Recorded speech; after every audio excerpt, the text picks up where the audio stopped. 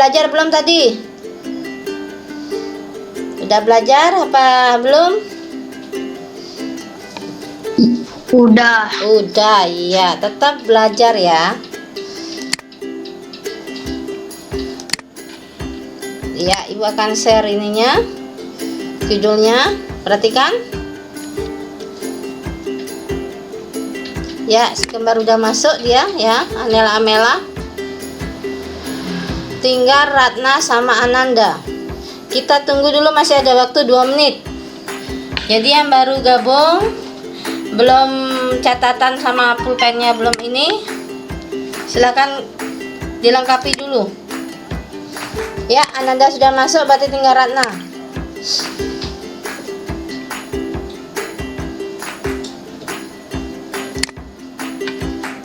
Kita tunggu Ratna dulu.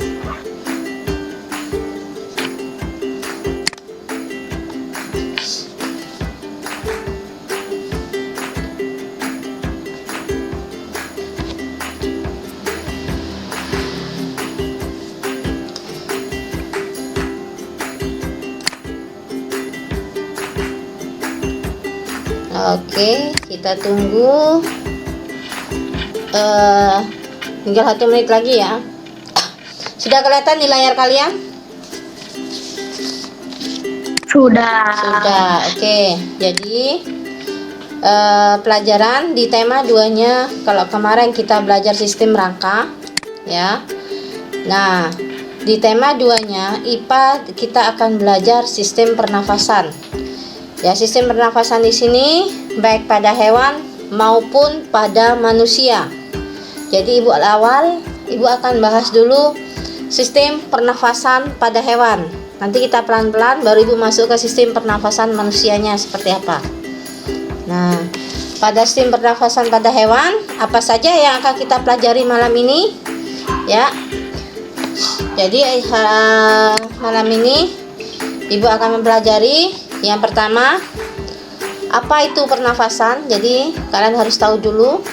Kalian sering berkata bernafas. Nah, jadi apa itu pernafasan? Terus yang kedua, untuk apa? Ya, jadi kita bernafas, apa tujuan dari pernafasan itu sendiri? Nomor 3, Ibu akan jelaskan sistem pernafasan pada hewan. Jadi materi ini Ibu rangkum baik dari Bu Pena maupun dari buku-buku yang lain. Jadi seandainya kalian ada buku untuk merangkum masalah sistem pernafasan pada hewan, kalian tinggal buka aja atau lihat YouTube-nya. Jadi di situ sudah cukup jelas. Dan yang terakhir ada kuisis. Di sini kuisis ada 15 soal. Jadi tolong kalian benar-benar perhatikan, karena kuisis ini Ibu ambil dari materi yang akan Ibu paparkan malam ini. Jadi nggak jauh-jauh. Jadi nanti kita lihat apa aja. Jadi tolong kalian teliti ya. Oke, Ibu masuk ke bagian pertama. Apa itu pernafasan? Perhatikan ya. Jadi pernafasan di sini ya, Mang Dian baru masuk ya. Ya, pernafasan adalah proses memasukkan oksigen ke dalam tubuh ya. Jadi proses memasukkan oksigen, jadi seperti kita menghirup. Jadi apa yang kita hirup itu adalah oksigen agar masuk ke dalam tubuh. Untuk apa kita menghirup oksigen? Ya, sehingga oksigen yang masuk ke dalam tubuh bisa menghasilkan energi. Ya, menghasilkan energi, karbon dioksida dan uap air. Jadi oksigen yang kita hirup itu pakai energi, dan nanti kita mengeluarkannya itu dalam bentuk karbon dioksida dan uap air. Nah, perhatikan. Di sini tujuan. Jadi tujuan untuk memperoleh oksigen ya, tujuannya ya pasti kita untuk memperoleh oksigen dan mengeluarkan gas sisa pembakaran berupa apa? Di sini yang pasti adalah karbon dioksida ya. Jadi atau Ibu singkat CO2.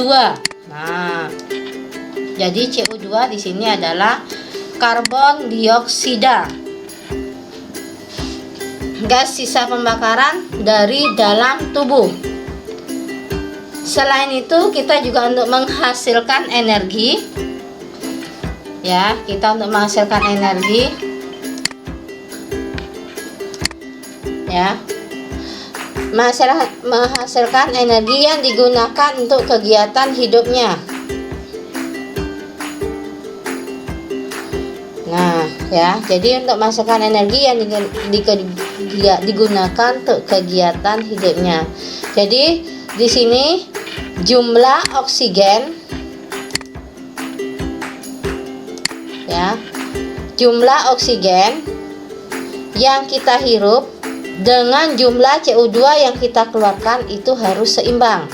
Jadi disinilah pernafasannya. Jadi jumlah oksigen atau jumlah O2 dengan jumlah CO2, ya, yang dikeluarkan itu harus seimbang.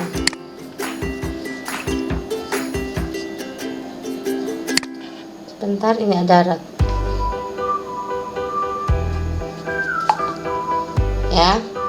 Jadi dalam pernafasan tidak hanya oksigen aja, tapi kita keluarkan lagi.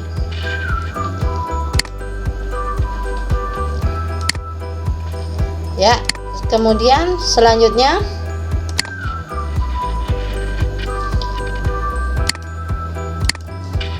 nah, tentunya kalian sudah tahu ya. Yang kemarin di awal, karena kita di sini berbicara masalah pernafasan hewan, jadi tetap kita bagi dua, yaitu vertebrata dan ya invertebrata. Jadi yang bertulang belakang dan yang tidak memiliki tulang belakang. Nah, vertebrata saya rasa kalian sudah tahu ya. Di sini ada fishes, ikan, amfibi, ya, reptil, aves, dan mamalia. Ibu akan bahas satu persatu di sini.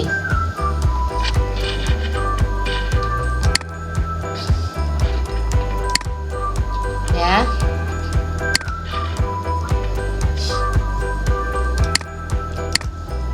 Sekarang ibu mulai dari ikan, ya. Perhatikan.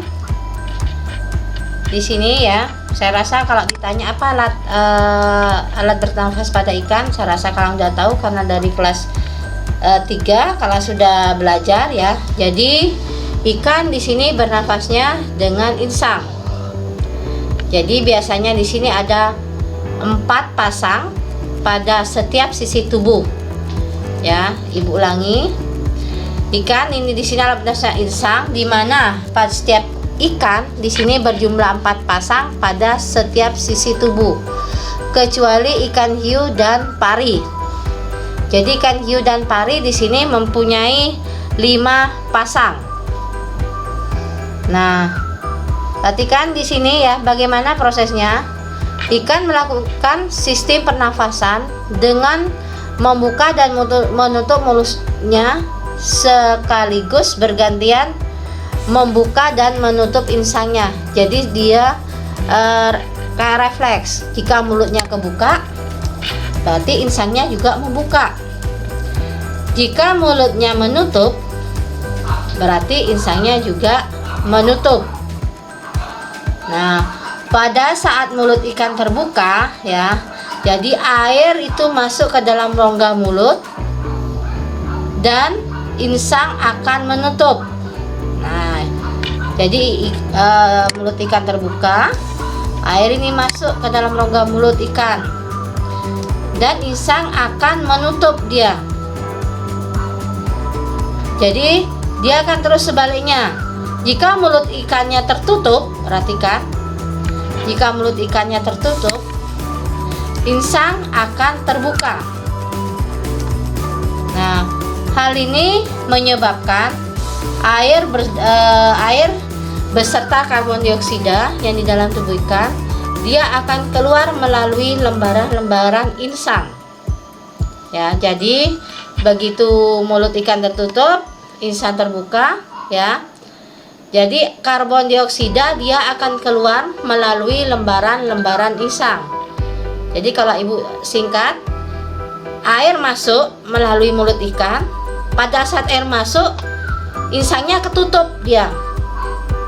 Nah, sekarang jika mulut ikannya sudah ketutup, insang akan terbuka sehingga karbon dioksida atau CO2 itu akan keluar melalui lembaran-lembaran insang.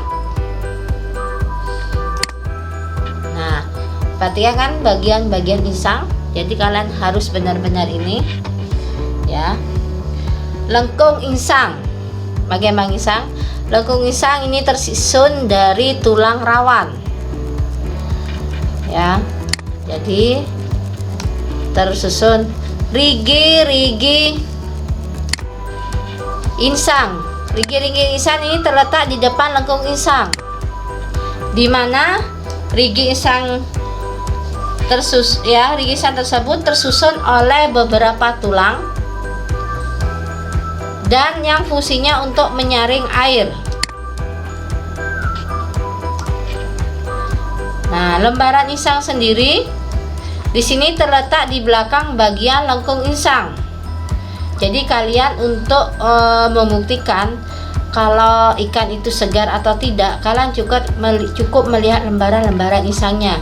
Jadi jika lembaran insangnya itu masih merah ya, merah segar, berarti ikan tersebut baru dia ya, artinya tidak ikannya masih segar. Tapi kalau insangnya dia pucat, lembaran insangnya pucat, berarti di situ sudah tidak mengandung pembuluh darah.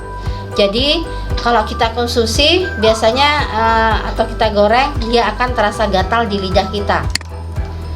Nah, lembar insang di sini biasanya ya berbentuk menyerupai sisir. Jadi lembar insang untuk menyerupai sisir. Nah, selain insang, perhatikan ibu kasih tambahan sedikit aja ya. Jadi ada ikan tertentu yang bernafasnya melalui labirin. Ya. Jadi ada ikan di sini yang bernafasnya tidak menggunakan insang, tapi menggunakan labirin. Jadi alat nafas menggunakan labirin.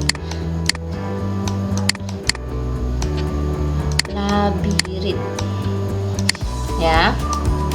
Nah, yang menggunakan labirin ini biasanya adalah ya ikan yang tinggal dengan kadar oksigen yang rendah.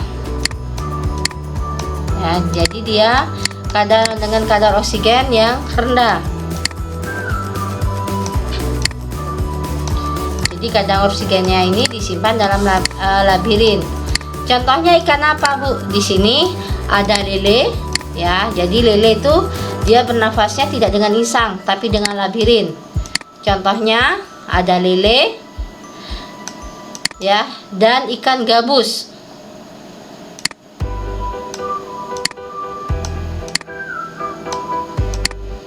Nah, jadi kalian biar tahu lele kalau ditanya lele bernafas dengan apa? Dengan insang. Salah. Jadi lele ikan gabus di sini bernafasnya dengan labirin. Sekarang ibu masuk kedua. Ya. Nah, ini dia bagian-bagian dari anatomi insang. Perhatikan. Ya. Di sini ada lengkung insang. Di mana yang warna biru ini ya. Seperti tadi, jika mulut terbuka, insang akan menutup. Nah, di sini ada operculum. Operculum ini adalah tutup insang, ya. Jadi, ibu jelaskan, operculum di sini adalah tutup insang.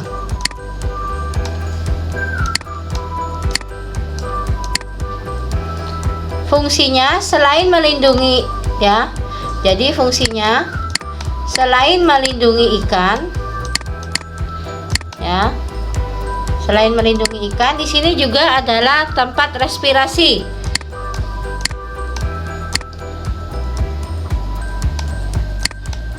Tempat respirasi untuk memindahkan air melewati insang. Jadi tempat respirasi memindahkan air melalui insang.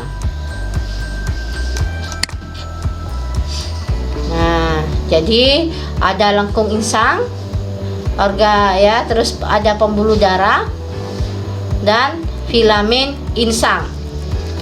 Jadi itu adalah bagian-bagian dari pernafasan pada ikan. Sekarang kita masuk ke amfibi. Saya rasa kalian tahu amfibi ya. Jadi amfibi masih pada saat kecebong, karena amfibi ini hidup di dua ini ya, ada di darat dan di air. Jadi dia bernafasnya dua. Pada saat dia beruju atau kecebong, dia bernafas dengan insang. Dan ketika sudah menjadi katak, perhatikan, pada berujung cebong dia bernafasnya dengan insang. Pada saat menjadi katak, jadi dia bernafas dengan paru-paru dan kulit ya. Jadi agar pernafasan melalui kulit ini dapat berlangsung, kulit harus selalu dalam keadaan basah ya. Jadi dia hidup di air. Jadi katak dia kenapa harus hidup di air? Nah, agar kulit dia ya, jadi pernafasan melalui kulit dia agar tetap berlangsung, agar tetap lembab. Nah, sekarang berikutnya ya. Nah, ini bagian-bagian, saya rasa kalian udah tahu ya, alat perkembangbiakan pada katak. Di sini ada ya, ada paru-paru. Yang ini ada usus ya. Jadi ini katak dewasa, dia melalui paru-paru dan kulit. Nah, pada saat menjadi kecebong, dia menggunakan insang ya. Sekarang reptil. Saya rasa kalian tahu contoh reptil di sini buaya dan kadal. Nah, sekarang secara umum proses respirasi dari hewan reptil ya, inspirasi dan ekspirasi ya. Jadi alat pernafasan pada reptil di sini menggunakan paru-paru. Ya, perhatikan terutama pada kura-kura, perhatikan proses yang dilakukan paru-paru di sini dibantu oleh semacam lapisan tipis ya, kulit tipis dengan banyak kapiler, terutama di daerah kloaka. Ya, Ibu ulangi. Jadi kalau pada paru-paru pernafasan pada kura-kura pernafasannya itu dilakukan paru-paru, di mana paru-paru ini dibantu oleh semacam lapisan kulit tipis. Ya. Lapisan kulit tipis ini biasanya banyak sekali ya, mengandung kapiler darah yang terdapat di daerah kloaka. Nah, ini dia. Saya rasa sudah tahu kalian itu organ reptil ada paru-paru ya. Jadi kalau saya ini ada lubang hidung ya, ada trakea, ada tulang rusuk. Jadi ada paru-paru di situ. Aves. Nah, aves saya rasa kalau saya tadi yang menonton acara PJJ yang di TVRI siang tadi, itu adalah materi kelas 5, yaitu tentang pernafasan. Salah satu pernafasan yang dibahas tadi adalah tentang yang kalian lihat di layar, yaitu tentang burung. Jadi tadi pertanyaannya kenapa tentang pundi-pundi udara ya pada burung pada saat terbang. Nah, jadi burung atau aves di sini ya, alat pernafasannya di sini adalah dua lubang hidung ya, terutama ini paru-paru, di mana paru-paru ini terhubung dengan kantong udara, trakea atau batang tenggorokan, faring ya. Faring ini yang menghubungkan antara rongga mulut dengan trakea, dan di sini adalah pundi-pundi udara, baik pundi-pundi udara depan dan belakang. Jadi kalau saya ambil ini pernafasan pada burung sebenarnya ada dua, paru-paru dan kantong udara. Ya, jadi Ibu kasih ini, Ibu garis bawain. Jadi paru-paru dan kantong udara. Nah, paru-paru sendiri ini biasanya pada burung digunakan pada saat burung dia bertengger di pohon. Jadi atau pada saat burung dia tidak terbang menggunakan paru-paru. Nah, sedangkan pundi-pundi udara ini digunakan pada saat terbang. Jadi ketika terbang, burung harus mengepakkan sayapnya. Ya. Jadi proses kerjanya pada saat sayap dikepakkan, gerakan otot sayap akan menekan paru-paru. Ya, jadi ulangi, pundi-pundi udara ini digunakan pada saat terbang, sehingga pada saat terbang, ya, burung harus mengepakkan sayapnya. Pada saat sayap dikepakkan, gerakan otot sayap akan menekan paru-paru, sehingga semakin tinggi burung terbang, ya, burung harus mengepakkan sayapnya semakin cepat. Jadi biar mau terbang tinggi, dia harus mengepakkan secara cepat. Agar apa? Agar memperoleh lebih banyak oksigen. Jadi burung biar lebih tinggi, dia sayapnya lebih cepat. Bukan untuk apa dia? Biar dia memperoleh oksigen lebih banyak. Nah, ini dia ya, seperti yang kalian lihat. Jadi kantong udara adalah pernafasan saat terbang. Selain itu juga, selain pada saat terbang, kantong udara juga memperbesar ruang sirip, ya, sehingga bisa memperkeras suara, mengatur beras jenis tubuh. Jadi ya tubuh burung biar ringan, dan juga mengatur suhu tubuh seperti yang tadi dijelaskan bagaimana burung. Nah, ini dia ya, ada 2 burung. Ini prosesnya. Yang pertama di sini adalah inhalasi, di mana kantong udara sudah terisi, ya. Sedangkan yang di sebelahnya adalah ekshalasi. Jadi kantong udara kosong. Jika kantong udara kosong, paru-parunya dia terisi. Sehingga pada kondisi ini kantong udara dalam paru-paru sudah lebih banyak oksigen, dia bisa terbang.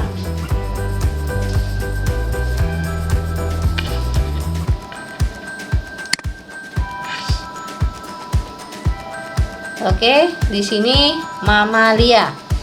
Ya, mohon bantu Ibu. Hewan mamalia laut apakah? Ya, Ibu ulangi, hewan mamalia laut apakah selain lumba-lumba? Silakan tulis di kolom chat sekarang. Jadi pertanyaannya, hewan mamalia laut apakah selain lumba-lumba?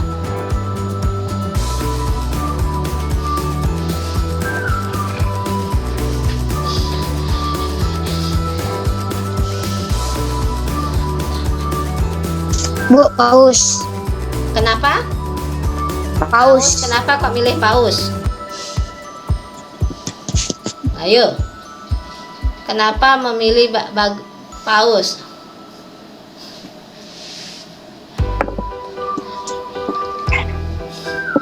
Ada anjing laut, ada singa laut, dugong. Nah, Fiona dugong. Semua pada suka paus ternyata ya. Oh, Ibu juga suka paus ya, karena paus lucu dia ya. Oi. Ya, semua jawabannya rata-rata paus. Oh iya. Ya, ada anjing laut. Wih, karena ikan paus dengan bernafas dengan paru-paru. Wih, lengkap sekali Kevin. Terima kasih. Ya, Gung Krisna di sini ada kuda laut, anjing laut, singa laut. Komanya mana itu, Gung? Biasa kan kalau menyebutkan banyak pakai koma ya, Gung ya. Ya. Jadi ada hampir ibu nyebut Ardina Putri. Regina maksudnya ibu, anjing laut ya. Ya. Mang Dian juga paus. Wih. Oke. Jadi rata-rata di sini menyebutnya semuanya paus ya. Ya, walaupun sebenarnya ada anjing laut. Ya, ibu masuk ya. Di sini mamalia selain lumba-lumba tadi sudah dijelaskan, ada paus, ada anjing laut, ada dugong ya, ada singa laut. Banyak sekali, semuanya sudah bisa menyebutkan ini. Nah, sekarang ibu akan jelaskan. Jadi hewan mamalia melakukan proses pernafasannya, dia hampir sama dengan manusia ya. Jadi melalui rongga hidung, jadi dia bernafas dengan hidung, ke faring, trakea, bronkus ya. Dari bronkus dia hingga paru-paru, yang nantinya oksigen akan diikat oleh darah, kemudian disebarkan ke seluruh tubuh. Jadi proses pada pernafasan mamalia di sini ada melalui dua fase ya. Fase ekspirasi dan fase inspirasi. Fase ekspirasi di sini artinya ya, udara dikeluarkan melalui paru-paru. Jadi proses pengeluaran udara melalui ya, jadi udara dikeluarkan dari paru-paru. Kalau pada saat udara dikeluarkan melalui paru-paru, dia keluarnya melalui hidung sehingga paru-paru mengecil. Jadi ekspirasi itu mengeluarkan udara. Udara keluar ya, jadi udara melalui paru-paru itu keluar lewat hidung. Paru-parunya kempes dia. Coba kalian buktikan. Nah, kalau kalian buktikan bisa kalian menggunakan balon. Balon kalian dulu tiup ya. Kemudian kalian udaranya keluar lepas sedikit demi sedikit. Nah, bersama ini prosesnya. Nah, kalau inspirasi, Bu. Inspirasi di sini adalah ya, kebalikan dari inspirasi. Kita menghirup udara ya, jadi mamalia hidup udara melalui hidung. Jadi kalau tadi mengeluarkannya melalui hidung, ini menghirup melalui hidung, masuk ke dalam paru-paru sehingga paru-parunya mengembang. Kalau pada ekspirasi mengempis dia. Di sini pada inspirasi mengembang.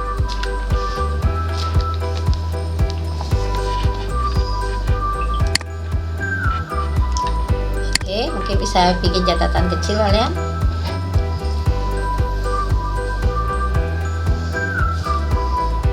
Nah, ini dia ya. Jadi ada bagi-bagiannya di sini ya. Jadi bagi-bagiannya dia hampir sama dengan manusia sebenarnya ya. Ada mata, ada mulut ya. Terus ada faring, ada trakea ya. Nah, sekarang ibu masuk ke hewan invertebrata. Nah, di sini dibagi menjadi ada insekta atau serangga, krustasea, moluska ya, ada protozoa, ada arachnida.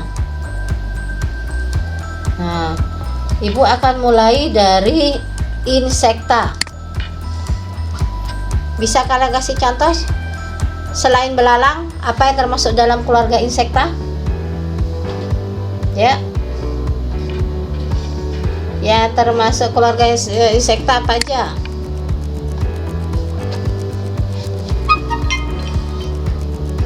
Ayo.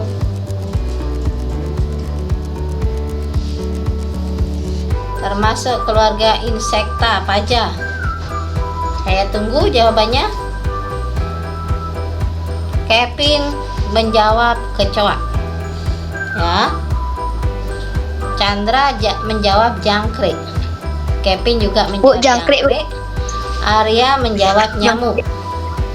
Ica jangkrik. jangkrik. Ya, saya rasa yang keluarga serangga banyak ya. Cynthia jangkrik. Kelvin ya. Ada menjawab jangkrik. Ya, ini Gergel ya. Capung. Fiona menjawab. Ada Kesya, kumbang, jangkrik, dan capung. Ya. Ratna menjawab jangkrik sama dengan Mandian. Oke. Ya. Di sini Ananda, kumbang, capung, dan semut. Oke. Sekarang Ibu akan bahas ya. Jadi contoh insekta itu banyak seperti udah kalian sebutkan satu persatu tadi. Insekta bernafas dengan trakea. Perhatikan. Trakea di sini memiliki struktur bercabang-cabang. Jadi biasa yang disebut dengan trakeol. Perhatikan. Jadi pernafasan pada insekta itu adalah trakea. Nah, sedangkan cabang-cabang dari trakea ya, itu dikenal dengan trakeol. Nah, trakea ini ya nanti akan berakhir pada sebuah lubang kecil yang biasa disebut dengan spirakel, di mana fungsinya ini tempat keluar masuknya udara pernafasan. Ya, ulangi. Spirakel ini adalah tempat keluar masuknya udara pernafasan. Di sini sistem pernafasannya ada 3. Kalau tadi mamalia ada 2, ekspirasi dan inspirasi. Pada serangga ada 3, inspirasi, fase pertukaran gas, dan ekspirasi. Kalau pada manusia pertukaran gas nanti terjadinya di alveolus. Nanti Ibu akan jelaskan pada saat kita membahas pernafasan pada manusia ya. Jadi sistem pernafasan pada serangga dibagi menjadi 3 fase, yaitu inspirasi, pertukaran gas, dan ekspirasi. Nah, ini dia gambar serangga ya. Serangga juga memiliki kelenjar ludah. Terus ada antena. Ya. Ada otak di sini.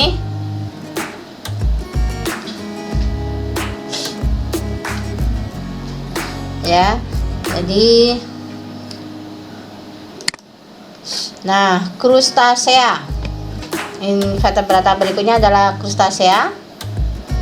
Hewan yang masuk krustasea di sini udang, alat pernafasannya sama ya dengan ikan, yaitu menggunakan insang. Ya. Jadi krustasea bernafasnya melalui insang. Di sini termasuk adalah udang, lobster, kepiting, dan masih banyak lagi. Insang hewan krustasea di sini adalah dia berupa pembuluh darah ya, dengan membran yang tipis. Nah, ini bagian-bagiannya ya. Jadi sulit sekali kalau kita lihat udang, terlalu banyak ini ya. Nanti Ibu akan share materi ini di grup. Nanti bisa kalian pelajari lagi. Jadi besok kalau ada tugas merangkum dari sekolah, silakan merangkum sistem pernafasan pada hewan. Ini aja kalian tulis saja, nggak usah bingung-bingung. Nah, moluska, saya rasa tahu kalau moluska, yaitu cacing. Cacing ini sebagian besar bernafas dengan menggunakan permukaan kulit. Ya. Jadi cacing bernafasnya dengan permukaan kulit. Cacing biasanya bernafasnya melalui proses secara difusi. Ya.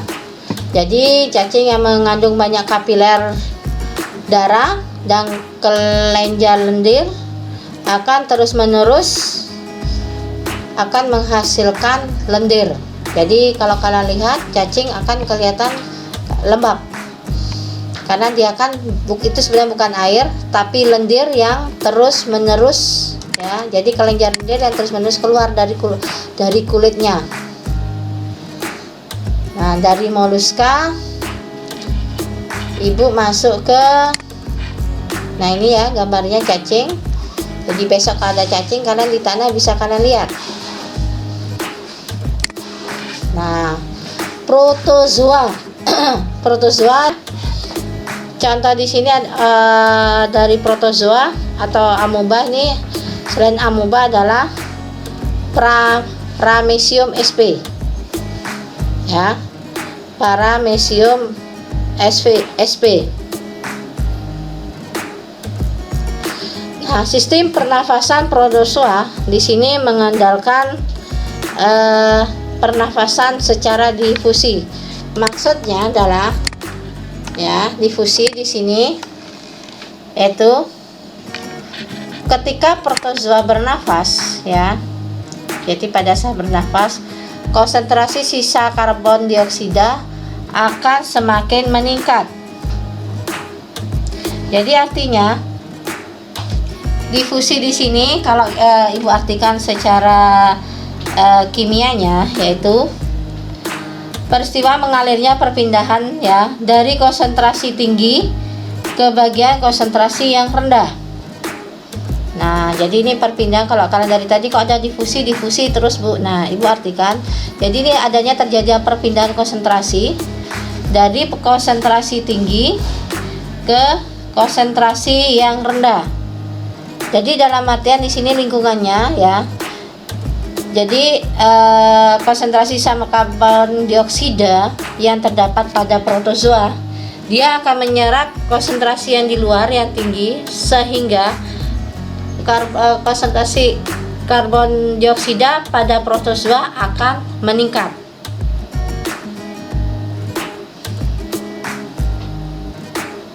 Ya.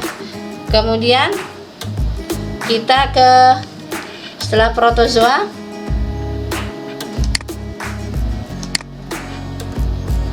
Nah, ini contohnya ya. Nah, dari O2 dari luar ya. Jadi amoeba tidak bisa kita lihat dengan mata biasa, tapi kita harus menggunakan mikroskop ya untuk melihat amoeba.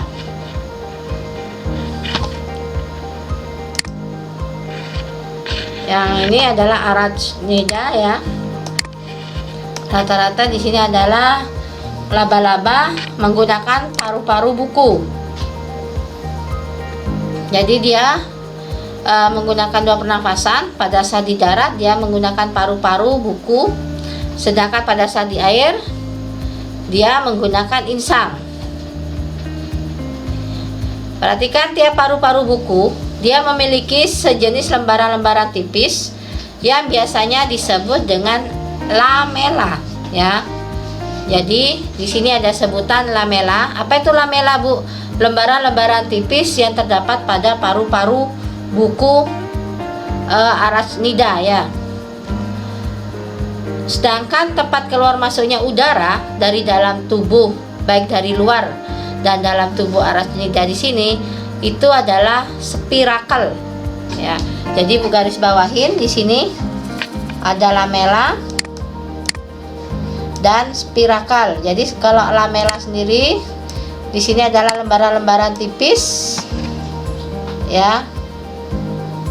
Sedangkan spirakel sendiri adalah tempat keluar masuknya udara baik dari luar maupun dari dalam tubuh arachnida.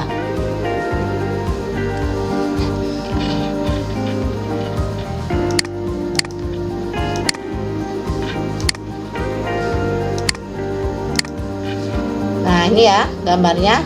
Nah, laba-laba dia. Oke. Ya. Jadi itu materi virtual class kali ini. Jadi baik vertebrata maupun invertebrata sudah Ibu sampaikan. Nanti materinya Ibu akan share. Untuk pernafasan pada manusia nanti Ibu bahas pada virtual class berikutnya. Tapi kita bertahap dulu, setelah IPS baru IPA. Itu pun sisi pernafasan pada manusia nanti Ibu tidak langsung sekaligus dalam sekali pertemuan. karena cukup padat materinya. Ibu akan share sekarang kode kuisisnya.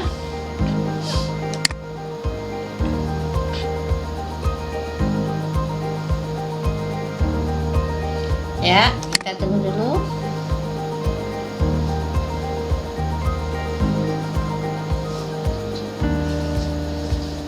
Oke, itu kode kuisisnya 458461.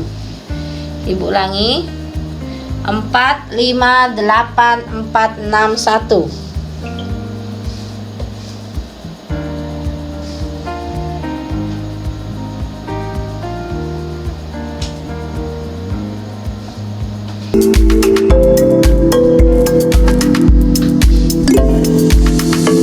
Oke, kita tunggu.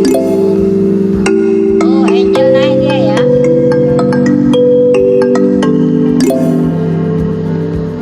Dian, ayo Dian, jangan diam di tempat.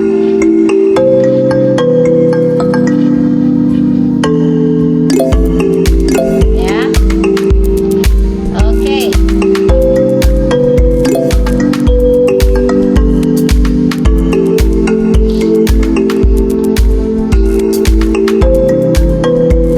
Kita tunggu, di sini ada Angel sama Kevin yang belum selesai.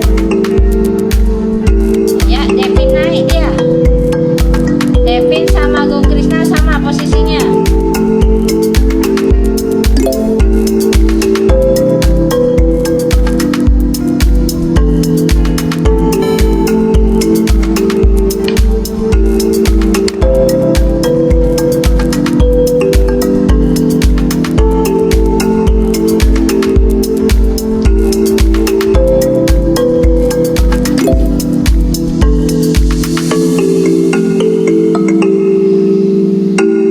Ya, Angel naik dia, di bawahnya Regina. Oke, dia. Oke, Arya, ayo semangat Arya.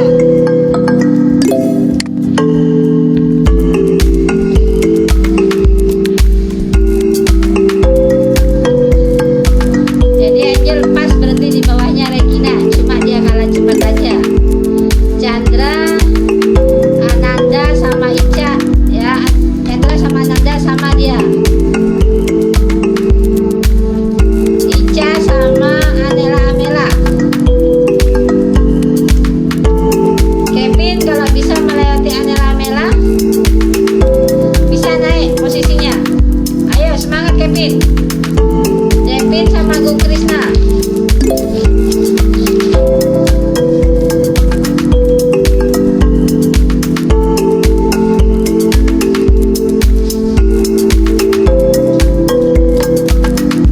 Ya, jadi 1, 2, 3 tidak ada yang salah itu ya, betul semua.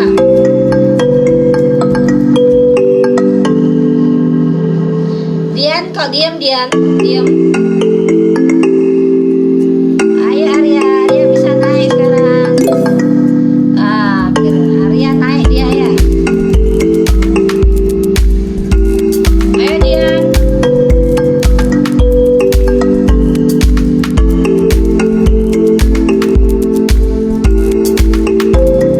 Di sini Kesia tidak ada ya.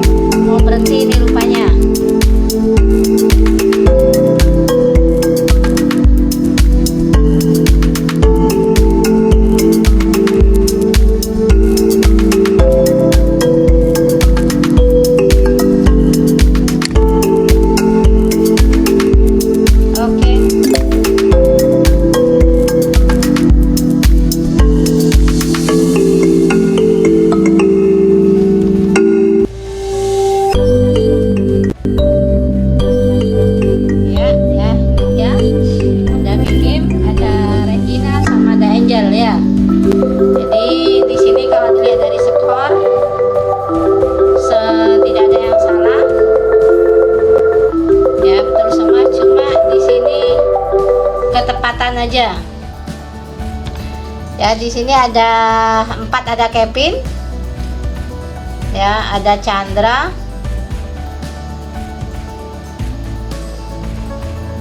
Ada Dian, dia ternyata ada yang tidak terjawab dia.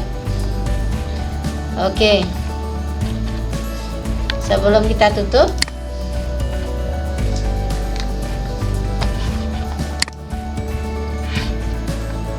oke.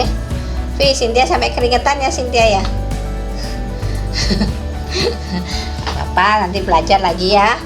Jadi semuanya udah bagus-bagus nilainya. Berarti kalian menyimak.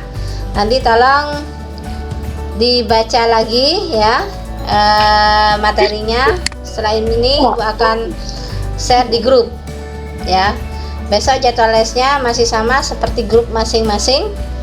Kan sudah ada PR, silahkan PR-nya bisa kalian pelajari. Untuk materi kuisis Ibu akan kirim biar kalian bisa pelajari juga di mana kalian salahnya ya. Jadi gak usah patah semangat, semua udah pintar-pintar, Ibu akui semua sudah menyimak ya. Nilainya udah cukup bagus, Ibu tadi lihat ya. Oke, terima kasih atas waktunya ya. Jangan, terima kasih juga pada Bapak dan Ibu ya, daripada Bapak Ibu orang tua kalian di rumah ya, sampai saat ini masih setia selalu mendampingin kalian. Jadi kita selalu tetap semangat, walaupun libur tetap belajar ya. Selamat malam, sampai jumpa besok sore ya.